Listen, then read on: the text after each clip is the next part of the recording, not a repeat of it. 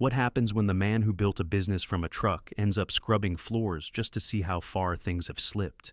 Jared Tolan had started with nothing more than a used food truck and a few handwritten recipes. 15 years later, his fast casual restaurant chain had grown to 15 locations across the state. He had people now, district managers, accountants, HR folks. But lately, something hadn't felt right. The numbers were fine, sales were steady. But customer complaints were creeping up. Turnover was high at a few locations. And something about the reports from location 12 didn't sit well with him. Short shifts, missing inventory, and a weirdly high number of new hires quitting after a week. So Jared decided it was time to see it for himself. He had never met most of the staff at the newer stores, with corporate onboarding handled by others, and his face never featured in any company materials. It was easy to blend in. He shaved his beard, wore thick-rimmed glasses, added a fake scar above his eyebrow, and changed his voice just enough to sound like someone else. He signed up to train at store 12 under the name Jay. It was a busy location in a working-class neighborhood. The parking lot was beat up, the windows streaked, and the vibe off. Name? A short woman with a clipboard asked the moment he walked in. Jay, I'm the new trainee, he said. She didn't look up. You're late. He wasn't. Sorry, Jared said anyway. This the back entrance? She spun on her heel without answering and walked him through the kitchen. The place was chaos. Steam poured from vents, dishes clanged, and the air smelled like burnt oil. A young man was scrubbing a fryer tray with his sleeves rolled up, sweat pouring down his face. Paige! The woman barked. Show the new guy how to clean the damn floor. Seriously? Paige looked up from loading bags into a fridge. She was maybe 24, with tired eyes and blunt-cut brown hair pulled into a knot. I'm not even done with prep. Do it, the woman snapped, or you can leave. Paige sighed and waved Jared over. Come on, I'll show you. As they crouched over a greasy tile section, Jared whispered, Who was that? Manager. Her name's Carla. Paige glanced around and lowered her voice. She's not great. Over the next few hours, Jared saw it firsthand. Carla barked orders but did nothing herself. She mocked a Spanish-speaking cook for not understanding her fast enough.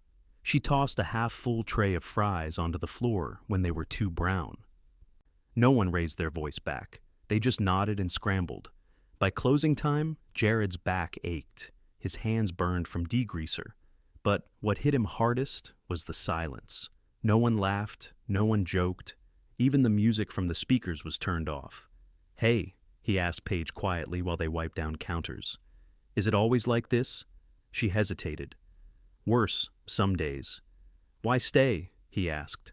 I need the money, she said, then shrugged. And I like the people, the team, not her. Just then, a crash rang out from the back. Move faster, Carla's voice rang out. Everyone froze. Then they heard her again. I said move! Jared stepped into the back, just in time to see it. A dishwasher maybe 18, tall and lanky, was carrying a stack of plates. Carla screamed something, and, in one fast motion, grabbed a ceramic plate from the counter and flung it at him. The plate missed his head by inches and shattered against the wall. The kid dropped everything and backed away with his hands up. You trying to break every damn dish in here? Carla shouted. Jared's chest tightened. No one moved. No one spoke. The kid was shaking. Jared felt his jaw tighten. He wanted to scream, to throw her out right then and there. But he forced himself to stay in character. Not yet. Hey, he said, stepping in. That's not okay. Carla turned to him, nostrils flaring. You don't tell me what's okay. You're a trainee. You speak when I ask you to. Jared stared at her. That kid could have been hurt. She laughed bitterly. Then maybe he shouldn't be working here. The dishwasher ran to the break room. Carla turned and walked away like nothing happened. Jared stood there, heart pounding, fists clenched. He wasn't just some guy in a kitchen. He owned every inch of this place. And tomorrow, he was going to make sure she knew it. The next morning, Jared arrived before sunrise, changed into the same oversized uniform shirt from the day before, and started hauling in boxes from the delivery truck. No one else was there yet, aside from a sleep-deprived prep cook named Miguel, who offered a quiet nod and held the door open with his foot. Jared didn't speak. He didn't need to. His mind was already locked onto what had happened the night before. The plate, the boy's face, the sound of ceramic exploding just inches from someone's head. He wasn't here to observe anymore. He was here to intervene. By 8, the rest of the morning crew trickled in, Paige included, her hair still damp at the ends, a pair of earbuds dangling from her pocket. She barely looked at Jared as she slipped on gloves and rolled up her sleeves. "Morning," he said. She gave a short nod. "You're back." "I wasn't sure I would be," he said. "Didn't seem like it," she muttered, dusting flour onto a scale. Before Jared could respond, Carla stormed in through the front entrance, holding a paper cup, sunglasses still on. Her eyes scanned the kitchen. "Who did truck unload?" she asked, voice flat. "I did," Jared said. She didn't acknowledge him, just moved toward the office in the back. The door slammed. Miguel leaned in slightly. "She doesn't usually come in till after 10. "Why today?" Jared asked. Miguel didn't answer. Instead, he returned to slicing red onions with mechanical precision. By mid-morning, the line was already forming. The dining room hadn't been cleaned from the night before, tables still sticky, trash bins half full. Paige grabbed a rag and moved to the front. "Need help?" Jared asked. "You don't want to be seen doing that," she said quietly. "She'll say you're slacking on back of house." He followed her anyway. While wiping down a corner table, Jared noticed a tall man in a company jacket near the soda machine, watching the staff with narrowed eyes. He didn't look like a customer. Clipboard, branded polo. Jared had seen that posture before mid-level corporate, probably auditing. The man walked over and snapped a photo of a loose napkin on the floor. Then he leaned down, picked it up, and threw it away himself. As he turned, he caught Jared's eye. "You work here?" the man asked. "Training," Jared replied. "Well, if you're smart, you'll find a way out," he said under his breath. "This store is a disaster. I've been to 6 others this quarter. This one's something else." Jared raised an eyebrow. "How long have you been here?" 2 hours, he said. "Long enough?" He walked out without shaking a hand or speaking to a manager. Paige returned from the front and yanked open the fridge. "We're out of romaine again." Jared checked the order sheet. It was on the truck. Then someone pulled it. Just then, Carla's voice barked through the kitchen. "Where's the damn lettuce?" Paige didn't answer. Jared stepped forward. "I brought it in this morning. I stacked it with the box produce." Carla emerged from the back, holding her phone and a half-eaten pastry. "Then why is it not on the line?" she asked. "It's not in the walk-in," Paige said. Carla rolled her eyes and stormed into the storage area. Jared followed. The smell hit him first, something rotting. Carla kicked open a crate. Inside were 3 boxes of romaine, all wilted, sealed in torn plastic. "This is what happens when you don't rotate," she muttered. Jared frowned. "This wasn't here yesterday." Carla turned toward him slowly. "Do you think I don't know my own supply room?" "I think someone left this sitting out overnight," he said. "And if it was you," she stepped forward. "You don't get to accuse me of anything. You're new. You're temporary." Jared didn't flinch. "Still doesn't make this okay." Carla walked right past him. "Then go find someone else to cry to," she said, loud enough for the others to hear. Back in the kitchen, a young backup line cook named Denise was prepping sauce stations. Jared joined her and helped whisk the chipotle blend. "You been here long?" he asked. 2 months, she said without looking up. "How's it been?" "Rough." She paused. "I saw what happened last night. To the dishwasher." Jared tightened his grip on the bowl. "I almost quit," Denise added. "But I can't. I'm saving up to move." He nodded slowly. "You think Carla's done anything like that before?" She hesitated. "I know she has." "Why hasn't anyone reported it?" Denise looked over her shoulder. "She's friends with someone in corporate. We don't know who, but every time someone complains, she finds out. Then that person's hours get cut or they just stop getting scheduled." Jared's stomach turned. That explained the high turnover, the silence, the fear.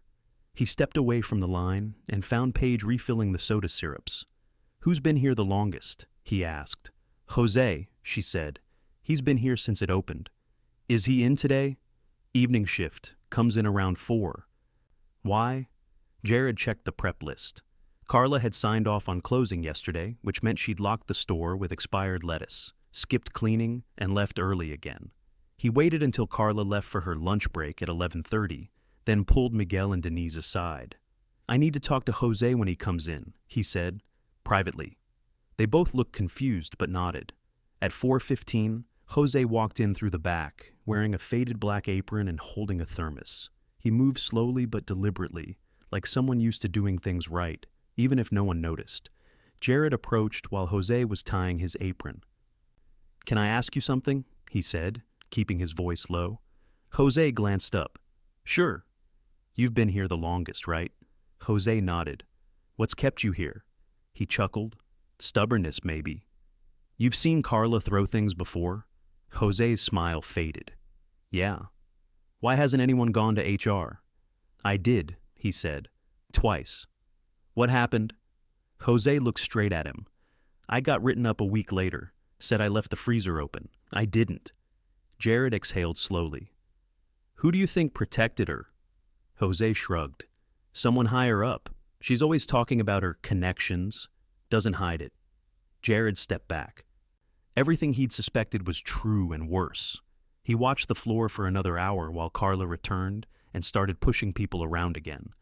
This time, it was Denise, whom she accused of dragging feet when she paused to drink water. Then it was Miguel for not chopping onions fast enough. Jared waited until closing. Once the last customer left, he walked to the center of the kitchen, pulled off his hat, and called out in a steady voice. "Everyone, stop what you're doing." Heads turned. Carla was in the corner, texting. She looked up, irritated. "What now?" Jared took a step closer. "My name isn't Jay." She frowned. "My name is Jared Tolan. I'm the founder and CEO of this company." Silence. Paige froze with a rag in hand. Denise dropped a ladle. Miguel looked like he'd stopped breathing. Carla laughed. "You're joking." "I'm not." He pulled out his wallet and showed his ID. Then he turned to the staff. "I came here undercover because I had concerns. What I saw confirmed every one of them." He looked at Carla. Throwing a plate at an employee, verbal harassment, falsifying closing reports, neglecting safety protocol, creating a culture of fear and silence. He took a breath. "You're done." Carla's face turned red. "You can't just leave." She opened her mouth again. "Now." She turned, muttered something under her breath, and walked out. Jared turned back to the group. "I should have come sooner." No one spoke. He looked at Jose. "Tomorrow, I want you running this shift." Jose blinked. "Me? You've earned it." He looked at the rest.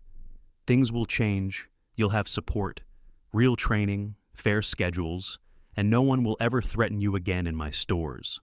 No one clapped. There was no applause. But Paige stepped forward, still holding the rag. "Then, I'll be back tomorrow." So did Denise. So did Miguel. So did everyone. The next morning, Jared arrived early again, but this time, not as a trainee. He walked through the front door in plain clothes, no disguise, no borrowed name, and paused just inside the threshold. The dining area was empty, chairs still upside down on tables, and the air smelled faintly of bleach. A mop bucket stood in the corner, half full. He spotted Paige in the far booth, folding aprons. She looked up slowly, then stood. "You're actually here," she said. "I said I would be." She nodded once, then motioned toward the kitchen. "Jose's already in the back. Said he wanted to get the prep done himself today." Jared followed her through. Jose was slicing limes with steady hands, a clipboard propped against a stack of trays beside him. The prep station was organized, cleaner than it had been in days. "Morning," Jared said. Jose looked up. "I wasn't sure if you'd really pull her," he said. "Not until she was gone." "She's gone," Jared said, "and you're in charge now." Jose nodded once, no celebration in his eyes, just relief. "I started updating the logs. There were things missing. Cooler temps weren't recorded for 2 days. Fryer filters haven't been swapped in a week." "I believe it," Jared said. "We'll get everything back to standard." "Can we get a second prep hand?" Jose asked, glancing at the list. "We're already behind, and I'm not sure how we'll finish before the lunch rush." Jared looked at the schedule. We're short today, right? Paige stepped in. Denise texted. She's coming, but she got a flat tire. Might be an hour late. Jared nodded. All right, I'll stay on prep with Jose until she gets here. You know how to handle the slicer? Jose asked. I built half this menu with one hand and a mandolin, Jared said. I'll manage. As they worked, Jared kept his head down. Each slice of tomato, each measured scoop of marinade, it let him feel what had been lost. Somewhere along the growth curve, he'd traded time in these kitchens for spreadsheets and strategies. But food, real food, was still made by people like this. People who never got thanked for showing up early or staying late. By 11, Denise arrived, breathless and apologetic, her hands still smudged with grease. I can take the front today, she offered, tying on her apron. Paige said we're light. You sure? Jared asked. She nodded. I'd rather deal with customers than think about Carla's voice again. Fair enough, he said. Let's open. Once the doors unlocked, a trickle of customers wandered in, mostly regulars, locals from the neighborhood. Jared watched from the back as Paige greeted each one with a smile. Denise worked the register, and Jose ran the line like he'd been doing it for years. But half an hour in, a problem surfaced. The new delivery driver walked in with a clipboard and a dolly of produce, but instead of dropping off near the back cooler, he left the boxes by the sink, blocking the dish pit. Hey, those go in the walk-in, Jose called out. The driver shrugged. Not my job. It is, Jared said, stepping out. Store policy is clear.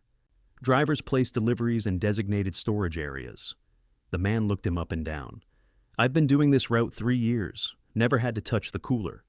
Well, Jared said, there's a new policy, starting now. Follow it, or we'll find someone else. The driver hesitated, muttered something under his breath, and began moving the boxes to the right place. Jared turned to Jose. How often does that kind of thing happen? Weekly, Jose said. Sometimes they leave frozen stuff by the back door if no one catches it. Jared took out his phone and made a note. Vendor compliance needed a full audit. At noon, the rush hit. Orders piled up, and the grill hissed nonstop. Jared jumped on sauté, flipping chicken, while Jose plated. Denise called out orders while restocking sauces between customers. Paige darted between tables, refilling drinks and clearing trays. Even short one person, the team held together. It wasn't perfect orders backed up slightly, and one ticket was misread, but the difference was obvious. No shouting, no fear, just people working together. But as the rush eased, another issue surfaced. A woman in her 50s approached the counter, holding a sandwich. There's raw bacon in this, she said. Denise's eyes widened. I'm so sorry. Let me get that remade for you right now. Jose double-checked the grill temps while Jared checked the line. I sliced that batch myself, Jose said. It was cooked through. Jared examined the sandwich. The bacon was cold, completely uncooked. But it wasn't theirs. The bread was different. The wrap was wrong. He turned back to the woman. Ma'am, are you sure this came from here? She bristled. Are you calling me a liar? No, just making sure we didn't mix up an order. Denise stepped in. Did you order through the app? The woman hesitated. My son picked it up. Do you know which location? She opened her phone and scrolled. Wait, this says store 6. Jared kept his voice calm. This is store 12. Her face flushed. Oh, Denise smiled gently. No worries. We'll still remake it for you if you'd like.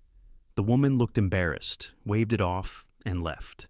Jared waited until she was gone, then turned to Jose. That could have gone badly. Jose nodded. We've had people file complaints before, sometimes not even our food. I'll have corporate roll out a confirmation system at pickup, names, timestamps, location markers. Denise glanced over. You're changing everything, aren't you? Not everything, Jared said. Just the stuff that should have been fixed a long time ago. Later that afternoon, a woman in business casual walked in, chatting on the phone. She stepped behind the counter without asking and headed straight for the office. Can I help you? Jared asked. She looked at him, puzzled. I'm Lauren Kessler, Regional Operations. Jared kept his tone neutral. I know who you are. She tilted her head. And you are? I think you know that too, he said. Recognition dawned. You're the owner. Jared nodded once. "I'd like a word." She followed him into the office, shutting the door behind her. "I heard about yesterday," she said carefully, "and I was going to investigate—" "You knew," Jared cut in. "You knew what Carla was doing. I didn't—" She told staff she had protection, that complaints disappeared, that hours got cut when people spoke up. That's not speculation, that's testimony. Lauren folded her arms. "I never told her to do anything like that." "But you let it happen," Jared said. "That's enough." She didn't answer. "I'm pulling you from this region, effective immediately." Her face twitched. "You can't just—" "I can," he said. "You'll be reassigned to administrative support. No field oversight." She opened her mouth, then closed it. After a long pause, she turned and walked out. Jared stayed in the office a moment longer, staring at the wall calendar. October. He thought about how many months this had gone unchecked. When he stepped back out, Paige was mopping near the door. "Everything okay?" she asked. He nodded. "Getting there. Someone from corporate just left in a hurry." "Yeah," he said. "She won't be back." Paige looked down at the mop. "It feels different in here." "It should." She met his eyes. "You staying long?" "Not undercover," he said. "But I'll be around." She nodded and went back to work. Jared stepped outside into the fading light, pulled out his phone, and began writing a message to the board, realigning field leadership, reworking complaint protocols, and launching a new initiative for anonymous employee feedback. He'd missed too much, but he wasn't going to miss anything else. 2 weeks passed. The kitchen at Store 12 still smelled like onions and fryer oil, but the tension that once hung in the air had lifted. The staff still moved fast. There was no time to waste during a rush, but now they spoke to each other without glancing over their shoulders. Jokes returned, so did music. Not loud, but enough to fill the silence. Jared had been back 3 times since his reveal, never unannounced. He didn't want to play gotcha anymore. Now, he was there to listen. He sat on a metal stool in the prep room, watching as a new hire, a quiet girl named Lanny, measured seasoning for the chicken brine under Jose's supervision. Paige was restocking utensils at the front. Miguel had taken over the ordering schedule and was already spotting missed items the previous manager had never flagged. Denise was training a high schooler on register protocol, something she volunteered to do after Jared asked whether she'd be willing to mentor new hires. She said yes before the question was finished, but the real work was still ahead. Jared had started with Store 12, but he knew Carla wasn't the only problem in the company. She was just the loudest symptom. He'd quietly launched an internal audit across all locations.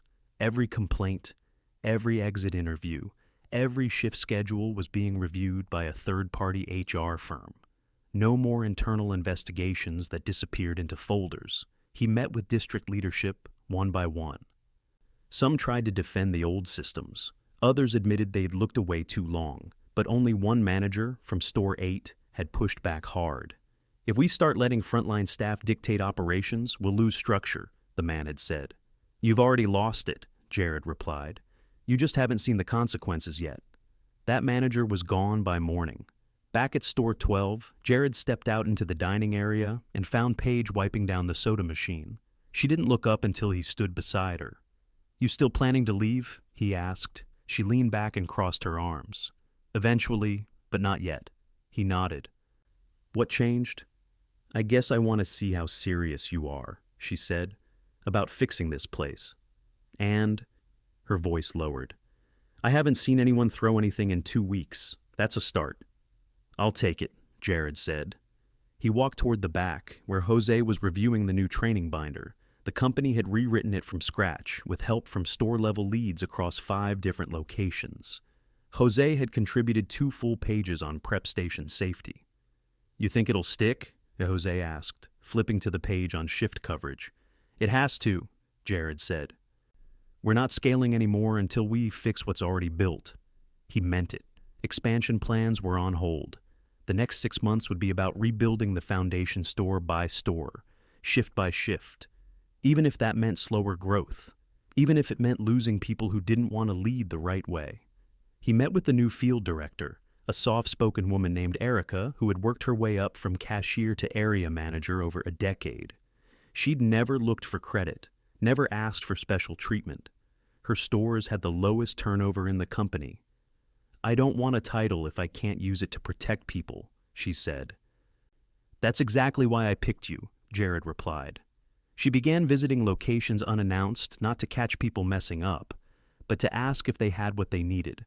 Her first act was replacing the entire closing checklist. The old version had been built for speed, not safety.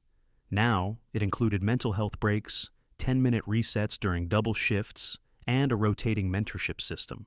No employee would be left alone to figure things out anymore. At Store 12, the changes weren't dramatic. No one got a big bonus. No one was handed a promotion overnight. But the crew was no longer surviving. They were working. Miguel, now in charge of inventory, caught a misdelivery before it hit the line.